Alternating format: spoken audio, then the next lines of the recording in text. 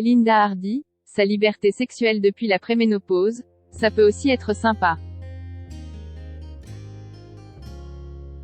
Reine de beauté, comédienne, autrice.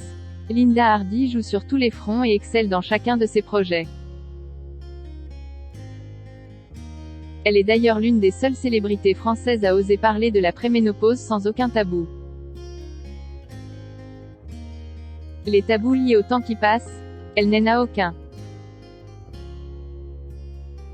En mai 2021, Linda Hardy avait carrément sorti un guide bien-être intitulé Heureuse et en forme, dans lequel elle révélait trucs et astuces pour que chacun puisse appréhender son âge sans aucun complexe. C'est pourquoi elle a été parfaitement à l'aise à l'idée de répondre aux questions du magazine Gala. À propos de la préménopause, et à l'idée, surtout, d'évoquer sa sexualité depuis qu'elle a traversé cette phase. Ne plus avoir ses règles, ça peut aussi être sympa. La préménopause est une phase intermédiaire durant laquelle les règles peuvent encore surgir. Elle commence par des bouffées de chaleur épisodiques et touche globalement 60% des femmes, soit environ 12 millions de femmes en France. Pour autant, elle ne comporte pas que des mauvais côtés.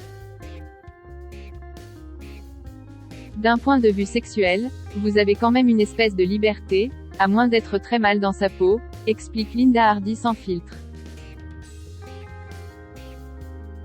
Une façon aussi d'aborder la sexualité qui n'est pas du tout la même qu'à 20 ans. Ne plus avoir ses règles, ça peut aussi être sympa. Évidemment, Jai perçut et ressentit un certain inconfort. Si elle accepte de parler de sa sexualité sans problème, Linda Hardy a un peu plus de mal à en faire autant avec sa vie sentimentale. On sait que la comédienne est restée en bons termes avec son ancien compagnon, marchand d'art et père de son fils Andrea, mais pas plus.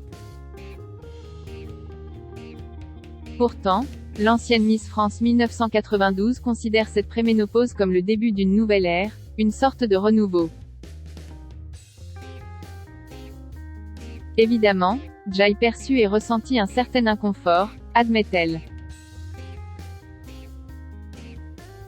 Jai sentit que les choses n'étaient pas tout à fait comme avant, mais le premier réflexe que Jai eut, ça a été de me dire.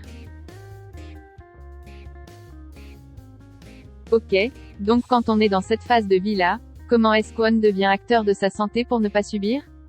Point. Jai pour habitude de dire que cette période ne doit pas se subir, elle doit se vivre.